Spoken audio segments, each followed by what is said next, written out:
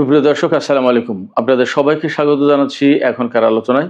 আপনাদের সঙ্গে আছি আমি সিরাজুল ইসলাম। দর্শক, মার্কিন প্রেসিডেন্ট ডোনাল্ড ট্রাম্প আবার ইরানকে হুমকি দিয়েছেন। তিনি বলেছেন, পিক এক্স মাউন্টেন, সেই পাহাড়ে হামলা চালানোর হুমকি দিয়েছে ডোনাল্ড ট্রাম্প। তিনি বলেছেন, ইরান যদি চুক্তি করে তাহলে ভালো কথা, যদি চুক্তি না করে তাহলে আমরা পিক এক্স মাউন্টেনে হামলা চালাবো। এদিকে ইসরায়েলের প্রধানমন্ত্রী বেনিয়ামিন নেতানিয়াহু ডোনাল্ড ট্রাম্পকে এই পিকেক্স পাহাড়ের ব্যাপারে আরও কিছু তথ্য জানাতে চেয়েছেন।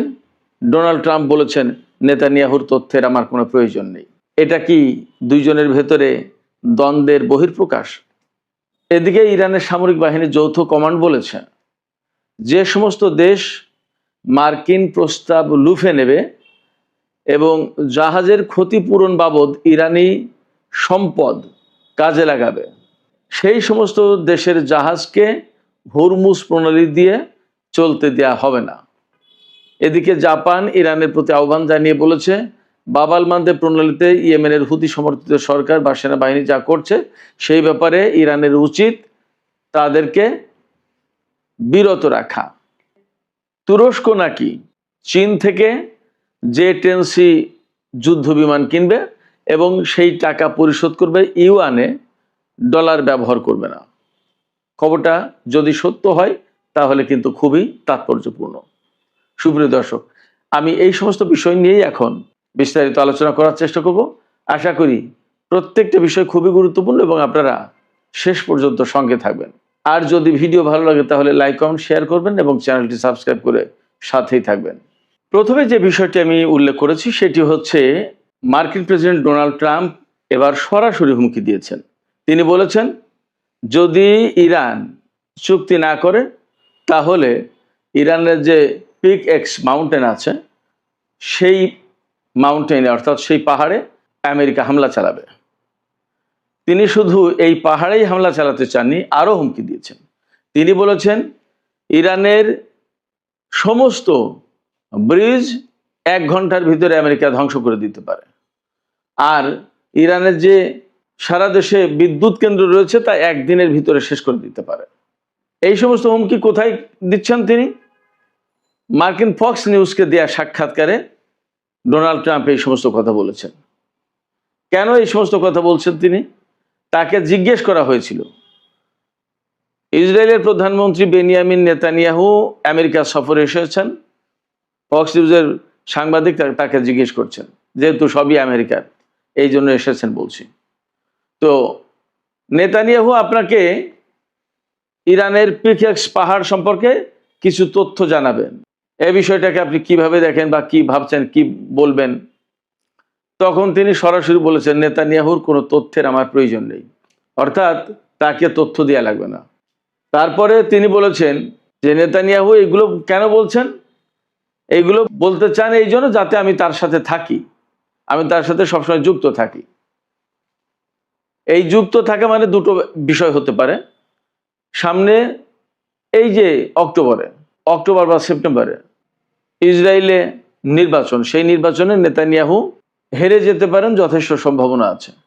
এই নির্বাচনে ডোনাল্ড ট্রাম্প তার পাশে থাকুক, নেতানিয়াহু এই কৌশল করছে। ডোনাল্ড ট্রাম্প হয়তো এই কথা বলেছেন যে নেতানিয়াহু চাই যে আমি তার পাশে থাকি, এই নির্বাচনের কথা বলতে পারেন। অথবা এমন হতে পারে, ইসরায়েলের সাথে যে ইরানের দ্বন্দ্ব, সেই দ্বন্দ্বে মার্কিন প্রেসিডেন্ট ইসরায়েলের প্রধানমন্ত্রী বা ইসরায়েলের পাশে থাকুন, হয়তো এটাও মিন করতে পারেন। কিন্তু তিনি যে কথা বলেছেন যে নেতানিয়াহুর তথ্যের দরকার নেই, ইনফরমেশন তার কাছ থেকে নেওয়া লাগবে না, গোয়েন্দা তথ্য যে তিনি যেটা দিতে চাচ্ছেন এগুলো আমার দেওয়া লাগবে না, এটার মানে কিন্তু অন্য একটা জিনিস। এটার মানে হচ্ছে ডোনাল্ড ট্রাম্প ইনসাল্ট ফিল করেন, আরে ইসরায়েলের লোকজন আমাকে বারবার গোয়েন্দা তথ্য দেয়, কেন আমাদের গোয়েন্দা তথ্য নেই? ভাবটা এরকম যে ইসরায়েলের প্রধানমন্ত্রীর কাছ থেকে গোয়েন্দা তথ্য নিতে হবে আমার। এবং তিনি এখানে একরকম বিরক্তি প্রকাশ করেছেন। বিরক্তি প্রকাশ করে তিনি বলেছেন যে আমি যদি আজকে প্রেসিডেন্ট না থাকতাম তাহলে নেতানিয়াহু কোনো মতেই টিকতে পারত না এবং ইসরায়েলের অস্তিত্ব থাকতো না। কেন বলছেন? অনেকগুলো কারণে। নেতানিয়াহু যে সমস্ত দুর্নীতির মামলায় জর্জরিত বা যে সমস্ত সংকট আছে দেশের ভেতরে, অভ্যন্তরীণ রাজনীতিতে তো তাদের টানাপোড়েন আছে, সেই জায়গায় ডোনাল্ড ট্রাম্প সরাসরি হস্তক্ষেপ করেছে নেতানিয়াহুর পক্ষে, এটা একটা দিক। আর একটা দিক হচ্ছে যে এই যে ইরানের সাথে ইসরায়েলের যে যুদ্ধ, আমেরিকা যদি না থাকতো তাহলে ইরান এতদিন ইসরায়েলকে অস্তিত্বহীন করে দিত, মোটামুটিভাবে এটা বলা যায়। ইরান বলেও আমেরিকা যদি ইসরায়েলের পাশে না থাকে তো ইসরায়েল এক সপ্তাহ টিকবে না। তো সেই জায়গা থেকে ডোনাল্ড ট্রাম্প বিরক্ত হন। নেতানিয়াহু যখন বলল যে আমার কাছে এই গোয়েন্দা তথ্য আছে, আপনি এই কাজ করুন, তখন উনি বিরক্ত হন যে আমার গোয়েন্দা তথ্য কি খুব দুর্বল নাকি, আমাদের দেশের গোয়েন্দা সংস্থা? তার মনোভাবটা এরকম, মানে উনি এক ধরনের অপমান বোধ করেন নেতানিয়াহু যখন পিড়াপিড়ি করে। ডোনাল্ড ট্রাম্প আরও বলেছেন ইরান যদি চুক্তি না করে তাহলে ওই পিকেক্স মাউন্টেন একদম ধ্বংস করে দেওয়া হবে। আমেরিকা বা ইসরায়েল বলছে যে ওই পিকেক্স পাহাড়ে ইরানের সমৃদ্ধ ইউরেনিয়াম রয়েছে এবং সেখানে ইরান গোপনে পরমাণু বোমা বানানোর চেষ্টা করছে। আমি একদিন পিকেক্স পাহাড় নিয়ে বলেছিলাম, এই পাহাড়ের 600 মিটার গভীরে ইরানের পরমাণু স্থাপনা আছে এমন তথ্য পাওয়া যায়। ইরান সম্ভবত এমন কথাও বলেছে যে এটা নিতান্তই তাদের বানানো খবর। সেই পিকেক্স পাহাড়ে ইরানের পরমাণু কর্মসূচি থাকুক বা না থাকুক, ডোনাল্ড ট্রাম্প একদম সুনির্দিষ্ট লক্ষ্যবস্তু ধরে নিয়েছে এবং সেই পাহাড়ে হামলার কথা বলেছে। প্রশ্ন হচ্ছে যে আমেরিকা হামলা চালালেই, যেমনটি বলছেন ডোনাল্ড ট্রাম্প, যে 1 ঘন্টার ভিতরে সমস্ত ব্রিজ ধ্বংস করে দিতে পারি, একদিনের ভিতরে সমস্ত বিদ্যুৎ কেন্দ্র ধ্বংস করে দিতে পারি, এতে ইরানকেও যদি ফ্রি হ্যান্ডে বলা হয় যে আমেরিকা সবকিছু ধ্বংস করে দিতে পারবে। কিন্তু আমেরিকা ইরানের উপর হামলা চালাতে গেলে ইরান তো একদম বসে থাকবে না, কিছুই যে প্রতিরক্ষা করতে পারবে না তা তো না। এবং দিন দিন আমরা তো দেখছি ইরানের পাওয়ার দিন দিন প্রকাশ পাচ্ছে। প্রথমে যা ছিল আস্তে আস্তে আস্তে আস্তে এখন অনেক কিছু বেড়ে গেছে। এবং শুধু তাই না, মধ্যপ্রাচ্যের পরিস্থিতি যা, তাতে তো মার্কিন ঘাঁটিগুলো অস্তিত্বহীন হয়ে পড়েছে। সেক্ষেত্রে ডোনাল্ড ট্রাম্প হুমকি দিলেই ইরান যে সেই হুমকিতে পড়ে যাচ্ছে, ইরান সে ব্যাপারে ভয় পাবে, ব্যাপারটা এমন না। বরং কি হবে, এখন আন্তর্জাতিক অঙ্গন থেকে কিন্তু ব্যাপক চেষ্টা চলছে ইরান এবং আমেরিকার মধ্যে নতুন করে কূটনৈতিক আলোচনা শুরু করা এবং ইসলামাবাদ যে সমঝোতা স্মারক সই হয়েছিল ওর ভিত্তিতে আবার আলোচনায় ফেরা এবং চূড়ান্ত চুক্তির ব্যবস্থা করা। কিন্তু ফ্যাক্ট হচ্ছে যে ইরান সম্ভবত এবার আর যাবে না এইভাবে, কারণ বিশ্বের কারোর মুখ নেই ইরানকে বলার এই কথা, হ্যাঁ আমরা গ্যারান্টি দিচ্ছি আমেরিকা চুক্তি মানবে এবং আলোচনা স্বাভাবিকভাবে এগিয়ে নেবে। বরং ইরান যে কথা বলছে যে আমরা পরিষ্কার দেখতে পাচ্ছি যখনই তেলের দাম বেড়ে যায় তখনই আমেরিকা আলোচনায় বসার কথা বলে, ডিপ্লোম্যাটিক প্রসেসের কথা বলে। এখন $100 উপরে তেলের দাম চলে যাওয়ার কারণে তারা আবার এই যুদ্ধবিরতি দিয়েছে এবং নিজেরাই কারোর সাথে কোনো কথা না বলে তারাই নিজেরাই চুপ, এবং তারা এখন আলোচনার কথা বলছে নানান কথা।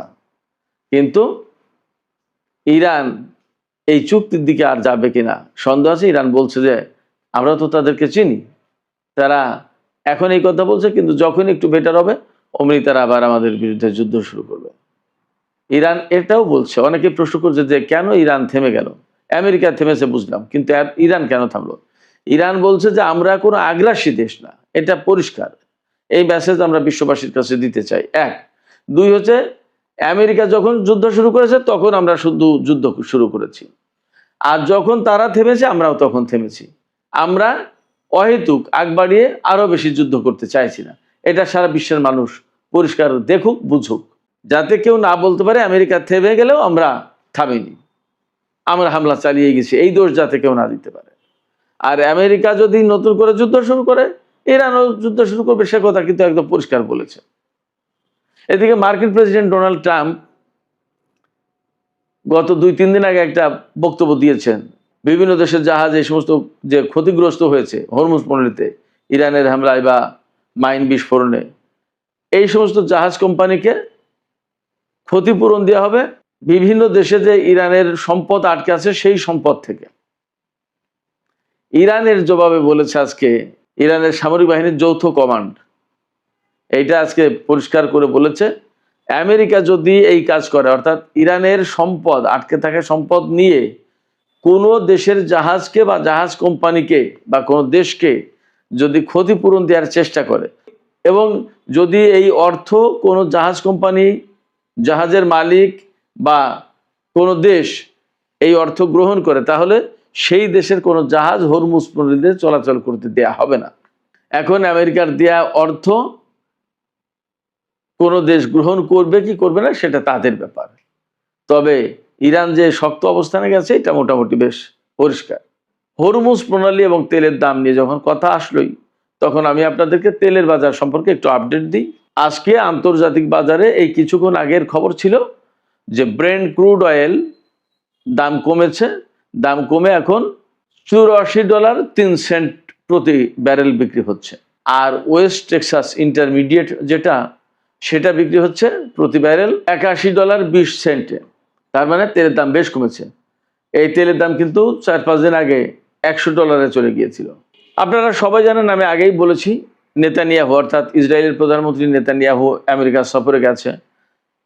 আজকে অর্থাৎ এখানে আমাদের যখন মঙ্গলবার রাত, তখন আমেরিকায় মঙ্গলবার দিন সকাল 11টায় হোয়াইট হাউসে ডোনাল্ড ট্রাম্পের সাথে, আমেরিকান টাইম বলছি, নেতানিয়াহু বৈঠকে বসবেন। মজার ব্যাপার হচ্ছে ওই বৈঠকে ভাইস প্রেসিডেন্ট জেডি ভ্যান্স উপস্থিত থাকবেন। আমার কাছে যেটা মনে হচ্ছে, জেডি ভ্যান্স উপস্থিত থাকার মূল কারণ হচ্ছে সেখানে যাতে নেতানিয়াহু প্রেসিডেন্ট ডোনাল্ড ট্রাম্পকে বিভ্রান্ত করতে না পারেন যুদ্ধ শুরু করার ব্যাপারে। এই জন্য জেডি ভ্যান্স সেখানে উপস্থিত থাকবেন। কারণ গত শুক্রবার হোয়াইট হাউসে যে বৈঠকে বসেছিলেন ডোনাল্ড ট্রাম্প, জেডি ভ্যান্স, মার্কিন সামরিক বাহিনীর চিফস অফ স্টাফের চেয়ারম্যান জেনারেল ড্যান কেইন, যুদ্ধমন্ত্রী পিট হেগসেথ, সম্ভবত পররাষ্ট্রমন্ত্রী মার্কো রুবিও ছিল বা আরও গুরুত্বপূর্ণ ব্যক্তি। সেখানে ডোনাল্ড ট্রাম্প, পিট হেগসেথ তারা কিন্তু যুদ্ধের পক্ষে কথা বলছিল, ইরানের বিরুদ্ধে বড় যুদ্ধ শুরু করতো এটা বলছিল। সেখানে উদ্বেগ প্রকাশ করেছিল এবং বিরোধিতা করেছিল জেডি ভ্যান্স এবং Dan Kane, general Dan Kane. তারা বলেছিল যে এই মুহূর্তে আমাদের হাতে যে সমস্ত অস্ত্রপাতি যে পরিমাণ আছে, এই অবস্থায় ইরানের সাথে যুদ্ধ করলে বিপজ্জনক পরিস্থিতি তৈরি হবে। এরপরে কিন্তু ডোনাল্ড ট্রাম্প যুদ্ধে যাননি। এখন পর্যন্ত আর যুদ্ধ নেই, বরং 3 দিন যুদ্ধ বন্ধ। এই অবস্থায় নেতানিয়াহু এই সফরে যে গেছেন, ব্যাপকভাবে ধারণা করা হচ্ছে তিনি ডোনাল্ড ট্রাম্পকে ইরান সম্পর্কে নানা রকমের কথা বলে আবার উস্কানি দিয়ে যুদ্ধে নামিয়ে দিতে পারেন, যুদ্ধে জড়িয়ে দিতে পারেন, আবার যুদ্ধ শুরু করতে পারেন। এই জায়গায় এটা যাতে ডোনাল্ড ট্রাম্পকে ভুল বোঝাতে না পারে, নেতানিয়াহু যাতে এইভাবে উস্কানি দিতে না পারে, সেই জন্য জেডি ভ্যান্স এই বৈঠকে উপস্থিত থাকবে, এমনটাই মোটামুটি ধারণা করা যায়। সুপ্রিয় দর্শক, মধ্যপ্রাচ্যের ক্রাইসিস, তেলের ক্রাইসিস, হরমুজ প্রণালী, বাব আল মানদেব প্রণালীর যে ক্রাইসিস, এই প্রেক্ষাপটে জাপানের পররাষ্ট্রমন্ত্রীর সাথে